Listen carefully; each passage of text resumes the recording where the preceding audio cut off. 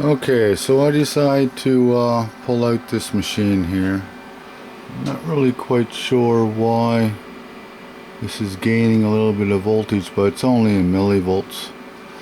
I just drained the capacitor again to do this test. So set, I'm on 200 volts, 5 milliamps. The wires doesn't matter. It's nowhere even close to 20 watts. So I have it limited. I have the limit set at 5 milliamps and 200 volts. It's that well, it's upside down, but it's set 350 volt DC capacitor. I have it hooked up positive to positive. So yeah, I figured what I'll do is I'll go with this machine here, and you'll see why. Okay, there it goes. Okay, so it just took off there now. So it just took off. It's at 4 milliamps. It's shooting up there fairly quick. It's at 12 volts there now. But the whole idea is it's limited to 5 milliamps. So even though it's set for 200 volts, jeez.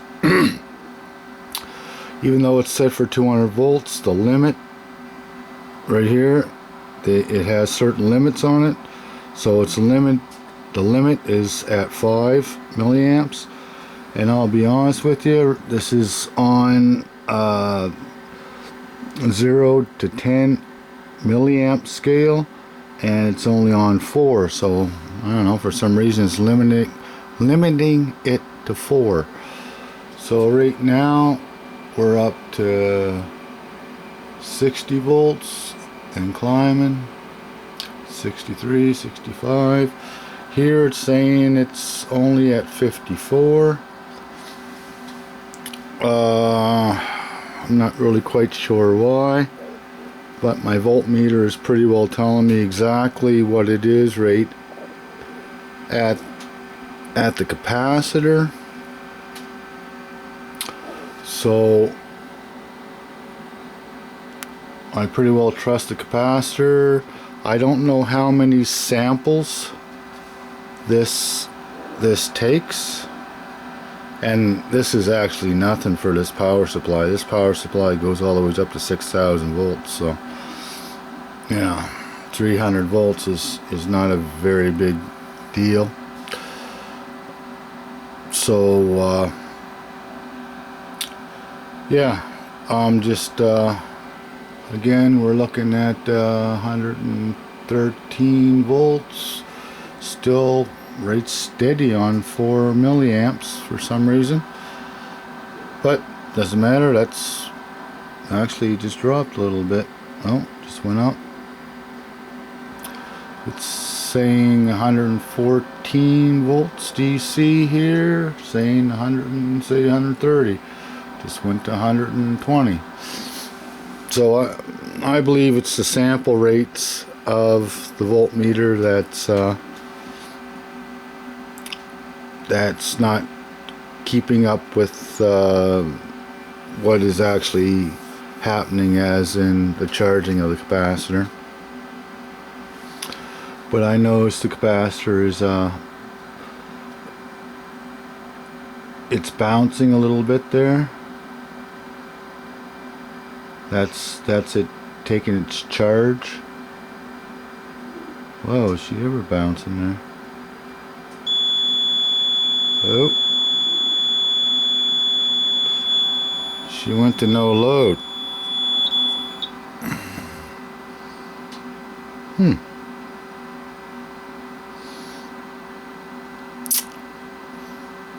Kind of surprising why it did that.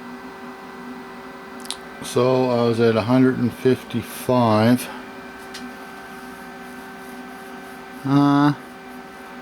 Okay, what's the time on the thing here? We're at 5 minutes. Okay, it's no big deal. Okay, we're off. Everything's off. I'll disconnect this. And I'll connect up to my resistors. Well, my substitution box. And I'll start draining it. So you can see the capacitor is draining quite quickly.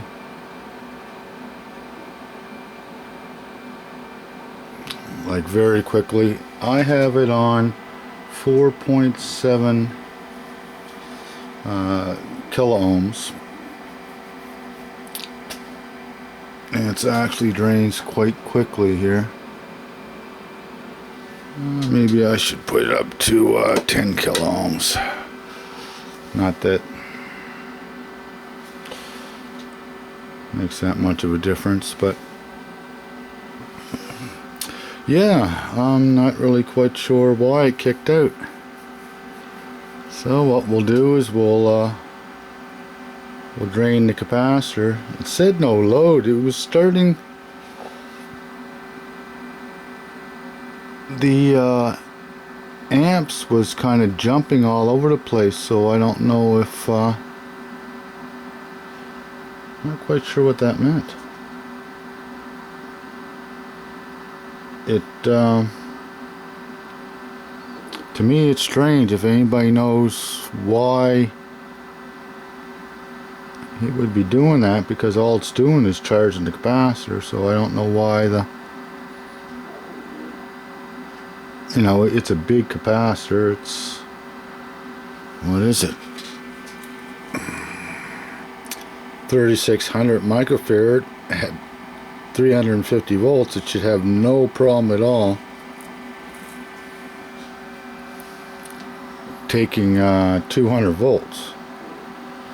So let's see what we're into. We're down to 4 volts there. We'll let her go down a little further.